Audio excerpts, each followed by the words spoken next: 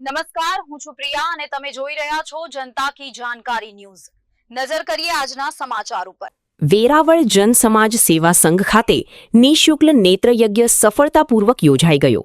તારીખ 21/5/2026 ગુરુવારના રોજ જન સમાજ સેવા સંઘ રમેશ મસાણી બ્લડ બેંક ખાતે દાતાશ્રી શ્રીમતી રમાબહેન અનિલભાઈ પારેખ તેમજ સંયોગી દાતાશ્રી વિશા શ્રીમાળી વાણિયા સોની દેશી તેમજ શિવાનંદ મશીન વીરનગરના ડોક્ટર ચનિયાણા સાહેબ તથા અરુણભાઈ સોની જયેશભાઈ સોની તેમના દ્વારા ઉદ્ઘાટન કર્યા બાદ કેમ્પની શરૂઆત કરેલ।